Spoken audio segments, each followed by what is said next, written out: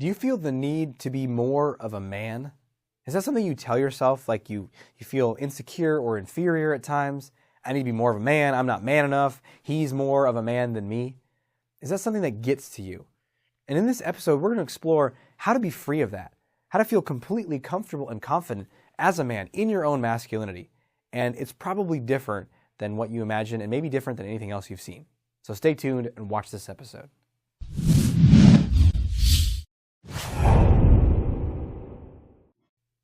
Welcome to another episode of The Art of Extraordinary Confidence. I'm your host, Dr. Aziz, and this is the show for you if you want to maximize your confidence in every area of life that matters to you, every area that's important.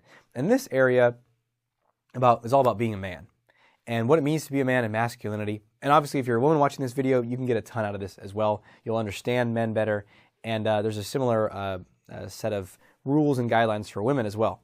But for men, that's what we're going to talk about in this video. So if you feel a sense of insecurity, inferiority at times in your life about being a man, I should be more of a man, you're not alone. It's extremely common, and it can trigger shame pretty rapidly in men. And there are certain triggers, and they come from these ideas of like, this is how a man is, this is how a man should be. And I want you to think about that real quick for yourself. I'm going to share some of the three biggest ones, but what is it that you think that a man should be like? What comes to your mind when you imagine a man, or you as more of a man? More masculine. What is that? You know, for a lot of people, they imagine sort of the alpha character, right? The alpha role that a man might take. He's in charge, he's loud, he's dominant, he always knows what to do, he's decisive, he's powerful, right? Maybe that's one of the images that come to your mind.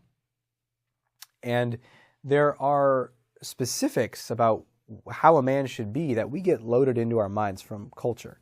Depends on where you're watching this in the world. This is definitely true for America and true for a lot of countries around the world. And Joe Ehrmann, who's an amazing guy, you should look him up if you don't know who he is. But he's an ex-football player turned preacher, just an amazing guy, a lot of depth and insight, does a lot of work with men around healing masculine issues and father-son stuff. But he has what he calls the 3 lies of masculinity. And these are the things that you learn, this is how you're supposed to be as a man. And I'm going to share these with you because I bet 1, 2, or maybe even all 3 can perpetually create a sense of shame or inferiority in you. So we got to clear this up right now. And then talk about what it really means to be a man for you. So the first one is what he calls the ball field.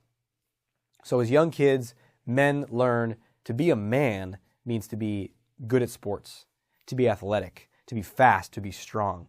And if you are those things in school when you're a kid, you get the respect of your peers, you get noticed, you get acknowledged, you get approval from your parents, maybe your dad or your mom or other people. I know that's how it was for me. If I was good at soccer, if I was fast, if I scored, if I did well, then I would get acknowledgement or approval. And if I didn't, if I wasn't good enough, I'd be yelled at, I'd be shamed, I'd be told that I was failing in many ways. And so we learn this, and you might have learned this as well, like in order to be a man, you got to be physically powerful and strong and win at sports. That's the first lie of masculinity. The second lie of masculinity says your manhood, you as a man, is based upon the bedroom. So the ball field to the bedroom is what Joe Ehrmann describes it as. And the bedroom is your sexual conquest. How many women did you sleep with? You know, how much of a man are you? And that can go into all different areas. Not only how many women you've slept with, but how many different women want to sleep with you, or when you have sex with a woman, how fast you get an erection, and if there's any issues with your erection or anything like that. If it's anything other than like tons of women want to sleep with me, I sleep with tons of women, and I'm rock hard every time, anything other than that can create a wave of shame for men. They can feel less than, oh, I didn't sleep with as many partners, or oh, not as many women wanted me, or anything like that can create shame. That's the second lie of masculinity, is the bedroom.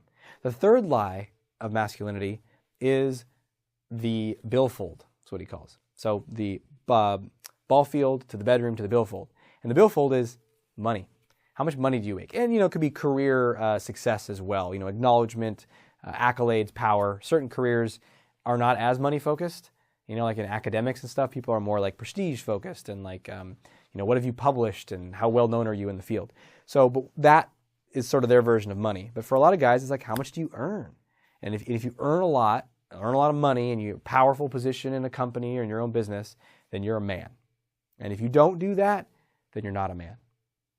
Now, there's a reason, like, look, it's not bad to want to be good at sports or want to have sex or relationships or earn money in the world. These aren't bad things. It's just that when we get booted up, like my worth as a man is based on my performance in these areas. And if I'm not amazing or perfect in these areas, then I'm a failure. That's what we got to watch out for. And a lot of men have one of those areas that they're better at than the other two, and they focus all their resources and attention on that.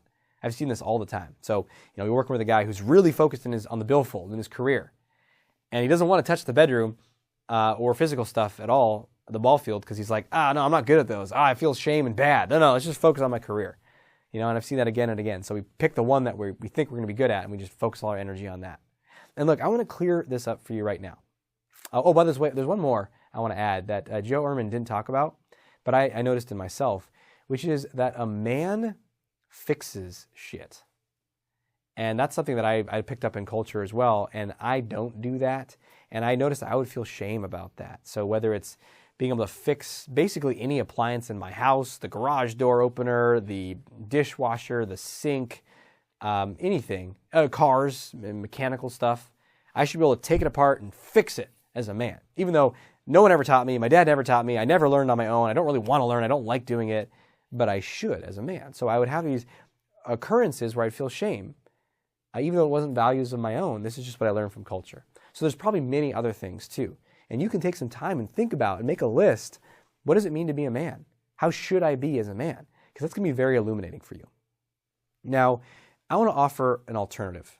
And this is a new way of seeing, what does it mean to be a man? Because the problem with those original definitions, the ball field, the bedroom, the billfold, in a lot of ways it creates a lot of suffering.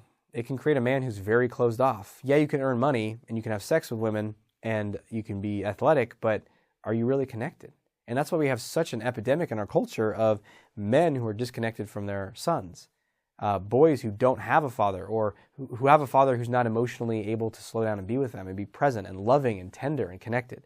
So let's offer a new definition of masculinity, something that's a lot more obtainable, a lot more core of who you are, and something that's going to allow you to really feel good about yourself now.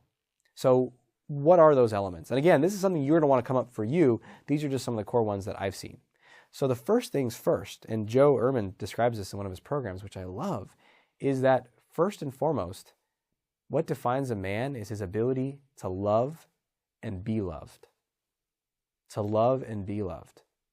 What a different way to think about it than what we've learned, right? But the more I listened to him, the more I thought about it, I was like, that's brilliant. That's so true.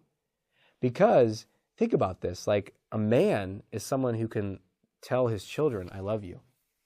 A man is someone who can look his partner in the eye and say, I love you. Or, she says, I love you back to him, and he can receive it. And to me, that is a major sign of courage, really, first and foremost. Because a lot of men are running after, we're trying to get the billfold, we're trying to get the sexual conquest, because deep down inside, we're terrified. If I just had enough money, then I'd be worthwhile. And so to really slow down and be like, I love you, and have someone say I love you back, and to feel it, that's the greatest level of courage, to be able to do that. So that, to me, is one element of masculinity. Another one is to be operating from a sense of purpose. Purpose beyond yourself. And again, it doesn't have to be huge, like I'm here to rid the world of blank. It could just be, I'm here to serve my family, serve my partner, serve my kids. I'm here to serve my community. I'm here to work on this business and help it grow, or I'm here to do something that's beyond myself. That's a key piece. And for me, a third one, which I would add, would be integrity. And what does that mean? That means I check in with myself, I see what's right for me, and I do that. Even if someone else doesn't like it or someone else disagrees with me, I'm going to tune into my intuition and do what's right for me. And part of integrity for me is if I'm doing something suboptimal, own up to it and clean that shit up. I remember this was last summer, I had this little flurry where I was like, I'm going to learn a martial art. Yeah. And I looked around and I was really impulsive about it. I really wanted to do it right away. And so I was looking around what gyms would offer me the kind of martial art that I wanted to do. That would work in my schedule. That was the biggest thing, actually, is it had to work in my schedule. And I found this Muay Thai class. And I didn't it was a little far away. I didn't like that, but I was like, it's worth it. I'm going to do it. And I get there and I do the introductory class, and we're punching and kicking. I'm like, yeah, this is awesome. And they're like, great, you want to do it? And I'm like, yeah. And they're like, great. So you got to commit for a year. And I was like, okay, yeah. And didn't even miss a beat. And I did it for like a month, and I enjoyed it, but I was also like, I'm not crazy about this. Like, I don't know if I want to make this my main thing, and I want to stop. And so I decided to stop going. And here's the thing. For whatever reason, I think we lost it or it got breached or something. We had to change our credit card number. And so the credit card that they had to charge monthly was defunct. Like, it wouldn't work anymore. It would get declined. And so I was kind of like, oh, I could just like not show, and they don't really have, I mean, I don't think they'd take me to collections, probably not. So I could just like never show up again, and they would have no way to follow up with me. And about, a week after I didn't go, I got a message from the guy who ran the place and was like, hey, you're not coming in, what's going on? And I had this thought in my mind. I was like, I'm just not going to tell him, and he can't charge my card, and I'm going to run away. And then I sat with it for like a day, and I was just like, that just doesn't feel in integrity to me. It's just not, that for me as a man, I want to show up differently than that. So I'm going to do the uncomfortable thing. So I get on the phone with him, and I'm like, I don't want to go anymore. And he's like, why don't you want to go anymore? And I tell him what's going on. So I face up and, own up to it. And then he's like, well, you made a commitment for a year. I'm like, I know, I understand that. And yet I don't want to come anymore. So how do we sort this out? And he's like, well, we can charge you for this last month and then a severance, whatever. Charge you a couple $100. And it was like, oh, that stings. I might have been able to weasel out of that. But I was just like, okay, yeah. I mean, hey, this is a good lesson for me to pay attention before I make commitments, right? So I said, sure, gave him a new card, paid it off, cleared it up. And I felt so much better after that. So much better than if I'd let like a year go by to save like $200 and be like, but I don't feel good about myself. And that's, for me, that's one of my values is integrity as a man. And obviously women are going to want integrity as well, and purpose, and the ability to love and be loved, but we're focusing on men in this video. So what is it for you? What makes you a man? What is it you want to bring more of into your life? And can you let go of that programming that tells you that you need to be more of this way? You need to have sex with more people and earn more money and be stronger and better at sports. What if you just didn't buy into that anymore? How liberating would that be? So share your comments below. What is your definition of masculinity and how to be more of a man for you? And subscribe if you like this video. Definitely stay tuned for more. And until we speak again, may you have the courage to be who you are and to know on a deep level that you're awesome. Talk to you soon.